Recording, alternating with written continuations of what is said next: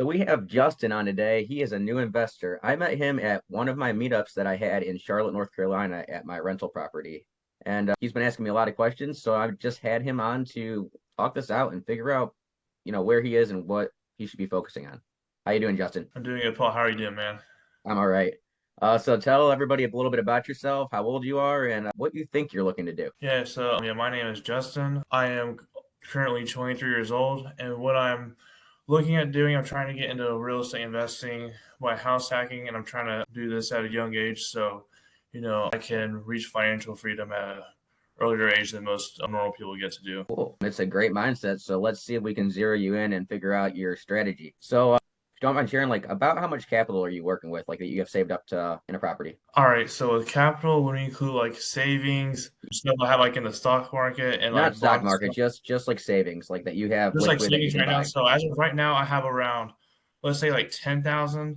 Okay. And my goal before I really get serious is probably to get somewhere around like 30 to 40, which I can definitely accomplish within a year Okay. because I'm able to save a lot because I'm living with my dad for like my first year of being employed. And Okay. I'm during the first year, I'm like really taking advantage and saving like between like 60 to 70% of my income.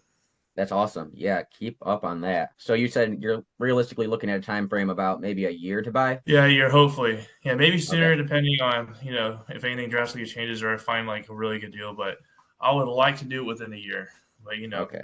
anything can change. Right, yeah. So, I mean, I sent you a video showing you a little bit about a buy box, and really that's where it's all going to start. We're going to have to zero in on a buy box. Where I was talking to you a little bit about when I met you was the new 5% down conventional loan on a 2 to 4 unit. Yes, sir. Yep. So, I know you were worried about, saving up, a certain amount of funds to put down on that compared to a single family. But where are you looking to buy? Do you think you have an idea of where you're looking to buy? So yeah, ideally, I would like to be able to buy somewhere within the Charlotte area. But with that said, though, from what I've seen through like Zillow and other places to buy houses on, the Charlotte market right now is like pretty expensive. Yeah. And other real estate agents I've talked to, they've recommended that if I want to find a house that can like cover the majority of my mortgage payment or maybe possibly cash flow, I should maybe look to consider moving outside the Charlotte limits, like maybe in Gastonia, Fort Mill, Concord. Maybe just they're just saying just like a little bit outside Charlotte, so I can like achieve my goal of covering the majority of my mortgage payment and like maybe cash flow. Yeah, definitely. And you got to think about it this way too. I mean, you have an investor mindset already. You're looking at this the house hack, and you don't have to live there forever. I mean, you got to live there at least a Yeah, year to satisfy your mortgage, and not commit mortgage fraud.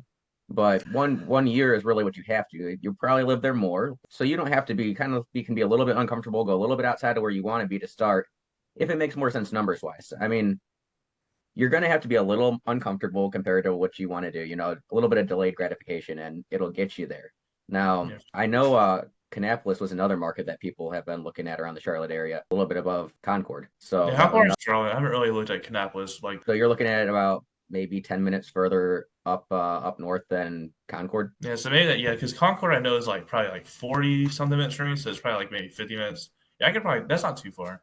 So I mean, just so what your main goals are going to be saving, which it sounds like you can, and zeroing in on a market.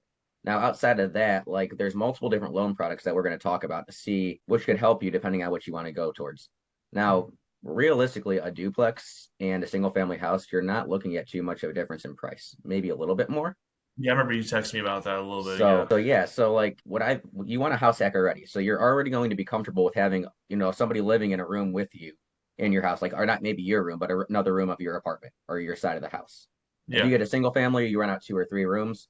But if you get a duplex, say it's a 2 bedroom, one bath on both sides, now you're renting out the whole one side and you're Hmm. renting out a room in your duplex. And then that's where you really probably could cash flow living there. Now, another thing you really want to think about, because when you're running your numbers, and this is me particularly, like whenever I run my numbers as an investment property, because eventually this will probably be an investment property for you, right? Is Yeah. that the goal? Yeah, for You're going to sure. want to run your numbers like both sides are rented and see where your cash flows there. Yeah. While you're living there, if you find a way to cash flow while you're living there, that's an amazing buy. You're looking to make sure you're cash flowing when you move out as well. Yeah, that's the one Um, thing I've heard. Yeah, through people I've talked to and like through different network events I've been at, they said that likely the first house hack you get while you're living there, you most likely won't cash flow till you move out, just like you said.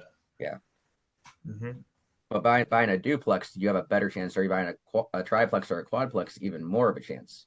Yeah. And with the new lending regulations with being able to get into a 2 to 4 unit with 5% down, I mean, if I did it all over again, no joke, I would have bought a duplex to start. That would have been my first investment. But I didn't even know what I was doing. I just bought a house to live in. I had no Yeah. investment mindset. So you're already like 10 steps above me. So on Yeah, top hold of on. So I remember how you said just a little bit ago, you said that the difference between the price of a duplex and just a single family house isn't that much of a difference. I was just curious, could you talk a little bit more about that difference? Like how much of a difference would you say that really is like on average, if you could just like guess? So it all depends on the area you're buying. I mean, a lot of people are looking for a single family house and they're looking at a little bit better areas. Most duplexes, not all, but most duplexes are in not like the top areas in the city that you're looking. Oh So yeah. most areas that have duplexes and triplexes and quadplexes are zoned multifamily, which just comes with more renters than owner occupied. So if you're looking, say you go to Concord, for example, and you're looking in like the best area in Concord, for a single family house, you could probably find a duplex in not the best area in Concord for the same price or even less. It Hmm. all depends on how safe you feel like being living in certain areas. So Yeah. like you don't want to go move to an area that you're scared to walk around at night because you also have to put renters in that when you're leaving too. So, Yeah, for sure. but I mean, I've seen like just for instance, like duplexes around me. There's plenty of duplexes around me in good areas that are within 10% of a single family house. You're not looking at too much more. And when you're putting a down payment down of 5%, 10% more in price doesn't really do much for you. It's not going to move the needle too much as far as your down payment. Now, we did talk a little bit about this too, but another thing that's pretty popular now, and it's a lot easier to do than it was before since we have a slowing market, is asking the seller for seller concessions. Do you remember what I was Mhm. talking about with Yeah, I that? remember you talking about it a little bit. Yeah. I kind of forgot just a little bit about what you said Yeah. at that meetup, but yeah, just go into some So like just with seller questions. concessions, depending every loan product has a different restriction, but like with this loan product, even with your conventional loan or your 5% down conventional loan for 2 to 4 unit, you can ask the seller for up to 3% seller concessions, meaning say the house is worth $100,000, what you're buying it for, they can kick in 3% that can go towards buying down your rate so your mortgage payment's cheaper, or even putting it toward your closing costs so you have less money out of your own pocket. So maybe you are a little bit tight on the cash you have. Maybe you put Yeah. that towards your closing costs, and that just, has a little buffer in there for you, so you have a lower barrier to entry.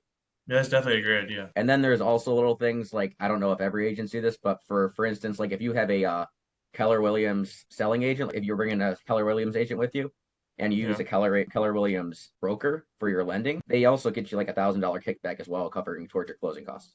It's like a Yes. credit. So Okay, so there's a lot let's of stop little you things. right there before. Make sure I'm following along. So basically, like on any place that's 2 to 4 unit, I will always have the option of having the seller concession. Correct? You think? Even on single family, you have the option of a seller concession. It's Yeah. just But is it like asking. something that's gonna can happen like guaranteed 100% of the time, or do you have to like kind of like negotiate for it just a little bit? So you have to ask for that. Most sellers aren't going to just offer it. So like Yeah. think about it this way, if whatever the listing price of a house is, if you ask for a price decrease, they're not just going to give you a price decrease, you're going to have to offer that price decrease. So sometimes you could whatever that price decrease was, maybe you could ask for seller concessions with that amount instead of lowering the price. Be like, I'll pay full list and I want 3% seller concessions. Oh, So because the seller concessions will help you more than just getting that decrease in the value of the property. You're going to be whether it's a rate buy down, it's going to save you in the long term, or if it's just getting less money out of your own pocket, depending on how much money you have saved up. yeah, that's So definitely key for me because, like I said, like right as of right now, like I can definitely see seller concessions help me out a lot because, like I said, I only got like 10 grand right now, so like right. it can definitely like help out a lot. And if you start looking a little bit more outside the Charlotte area, you can find, duplexes that are move-in ready for I mean, I've seen some around $250,000. I just thought they'd be a lot more. I never really like looked at Yeah. duplexes, so I wouldn't really know. But I just like I said, like before I was really talking to you, I thought they'd be like I don't know a lot more than that. So yeah, it's really not because there's not as many of them and there's not that many people looking for them either. So Yeah. most people that are looking for a duplex have some kind of investor mindset, whether it's even just living in the property. Mhm. So most people buy duplexes on what they can bring in cash flow wise, and that's what they can usually sell them for too, because most people don't want to buy a property that they're underwater on every single month. So Oh that yeah. it's harder for people to push the value higher on duplexes unless you're like in super nice areas like Dilworth, where you know everything's ridiculously high in value there. So Yeah, yeah, definitely. I like the idea about the duplex a lot more. Like hearing you talk about it, because like you said, like a lot of people don't look to buy duplexes. So like with that, like when you say that, that means since there's less demand to get it for a duplex, then that means that obviously the price won't be as high and there won't be as much competition. So you won't like, I guess, feel as pressured to like offer on something really soon. Like you can kind of like take your time, maybe just a little bit more, and make Some of sure. them. Yeah, Now, if a good one hits the market and it's priced right, it'll go fast still. yeah. And another thing with this, there is also a FHA 3.5% down option for a 2 to 4 unit. Actually, that's for a duplex. But with that, like FHA inspections are so tight that you have to have like a property that's perfect condition and move-in ready. Like when you get a conventional loan, there you can have a property that has like some issues with it that you don't mind living with and you could fix up as you go and still pass a loan inspection or still pass an inspection so you can get the loan. So that's another big thing going conventional over FHA. On top of that, like is your credit score pretty good? That's pretty good. I checked the other day. It's like around like the 770 range. Oh yeah. So you'll be Yeah. in prime rate, so that's good. And the biggest thing is like as you're saving up money, like what's your risk tolerance? Like are you willing to go further away into a market that you're going to have to learn? Are you willing to buy when you might not have like 30 or 40 grand saved up? Like where are you with that? I'll say with like yeah, so just like my risk tolerance in general, Yeah. basically.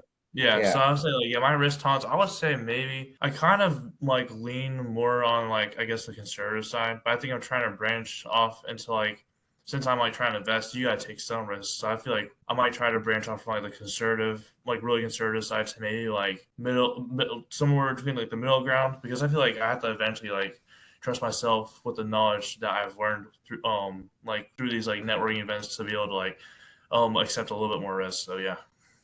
Yeah, and even with where you think you're being risky now, the more you learn, it turns out to not be so risky because you're Yeah. building out a network. Like even though you don't have the funds to like be offering on a house right now, Yeah. you can be networking. Find your seller's agent now. Find like there are so many great agents that were at that meetup.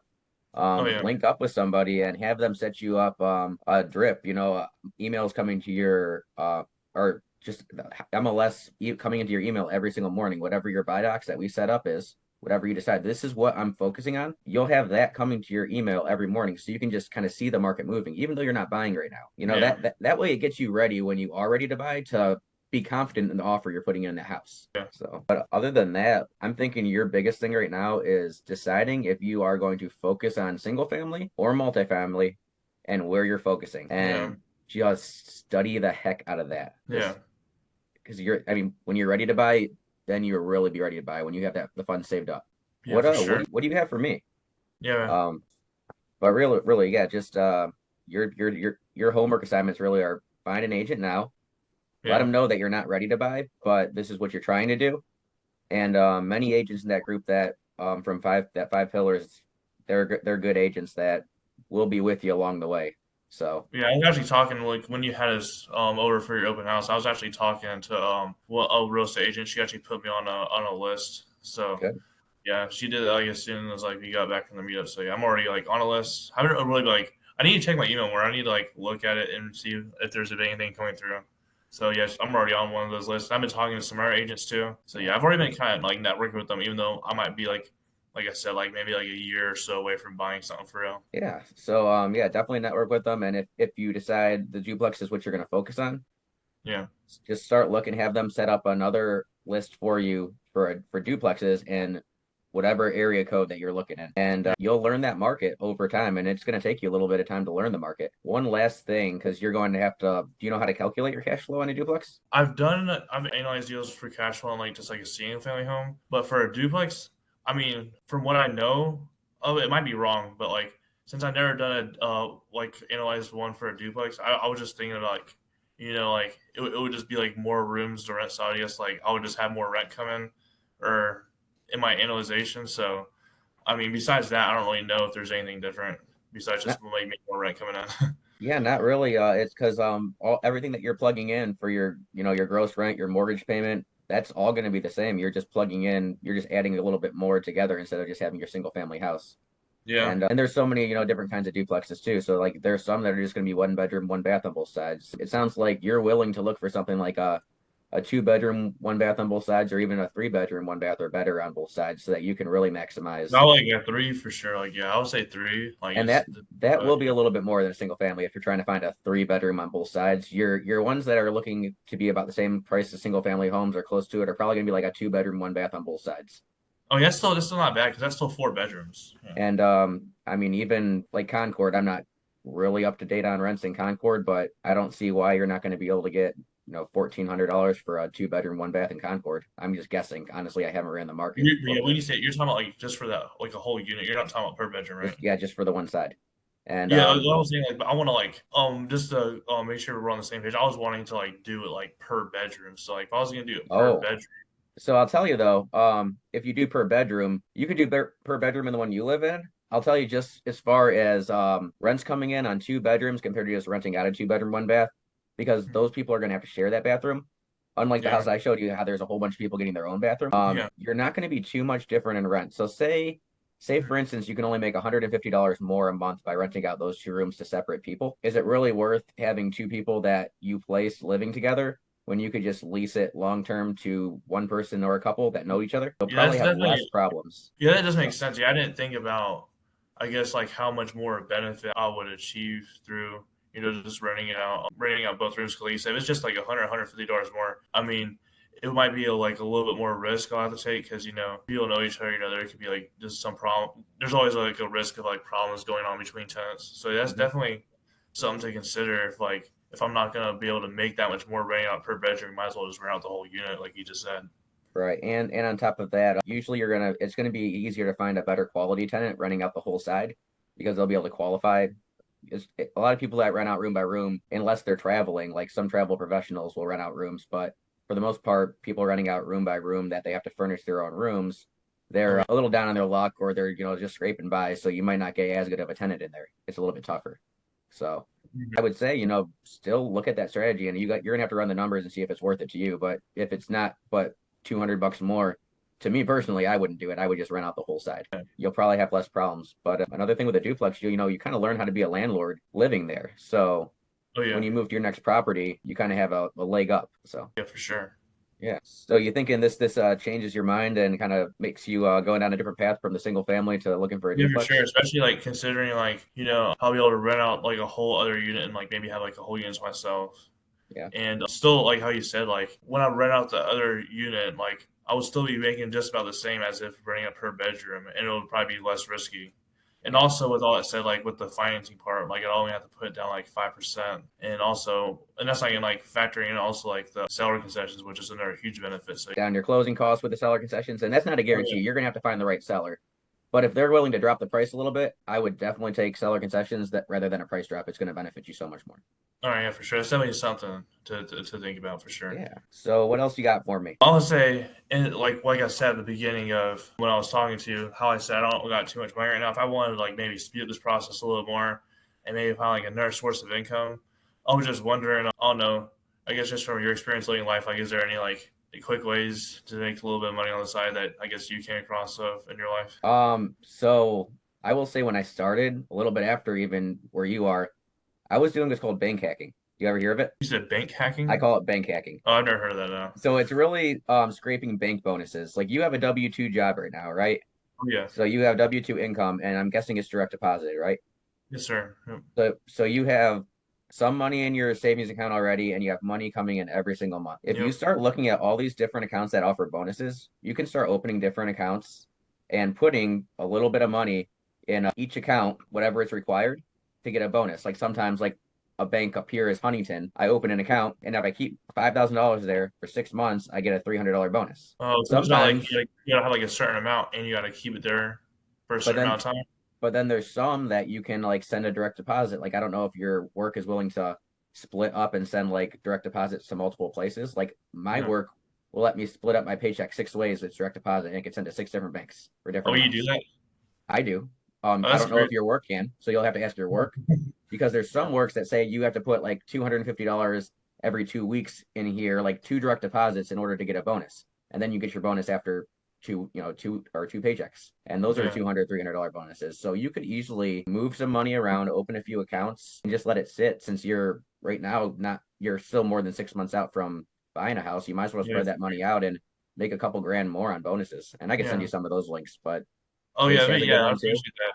Yeah, I was saying Yeah. like that's like when you've done the bank hacking stuff, like how much I guess like how fast do you see your money accumulate, or like how much more like where you do see yourself making per month just passively like that. This is only going to be something that's going to get you going right now because you're going to run out of banks, honestly.